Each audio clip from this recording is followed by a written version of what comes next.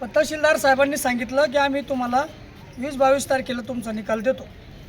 आता एकच म्हणणं आहे या ठिकाणी तहसीलदार साहेबाला, असेच एवढे प्रकरण आहे या वाईज आपल्या कार्यालयामध्ये दखल झालेली, त्या सर्व प्रकरणाचा निकाल तुम्ही दिला पाहिजे। कारण का की संबंधित शेतकरी हा इतका त्रस्त आहे की मग पाऊस पडल्यावर तो जाणार कुठून, हा मोठा प्रश्न आहे। म्हणून तात्काळ याचा निकाल दिला पाहिजे, तर अन्यथा तीव्र आंदोलन पुन्हा या ठिकाणी इथं आंदोलन करण्यात येईल। आज आपण बघतोय आजूबाजूला सगळे जनसामान्य बसलेले, कुठलाच निर्णय नाही।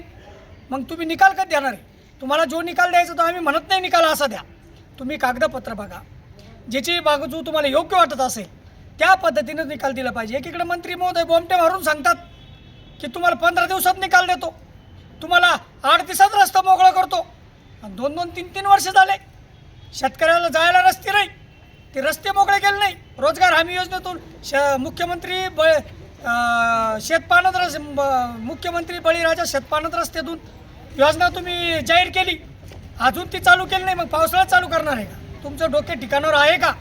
शासन आणि प्रशासनाचे पाऊस पडल्याच्या नंतर रस्ते होत असते का? हे या शासन आणि प्रशासनाला कळलं पाहिजे।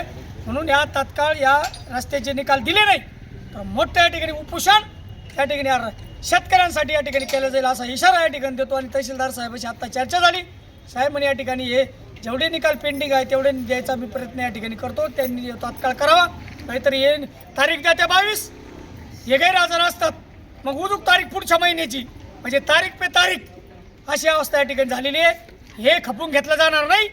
इथले लोकप्रतिनिधींना सांगतो की शेतकऱ्याला लक्ष द्या, नाही तर तुमच्यासुद्धा कार्यालयावर या ठिकाणी चालून आल्याशिवाय शेतकरी संघटित करून आम्ही राहणार नाही।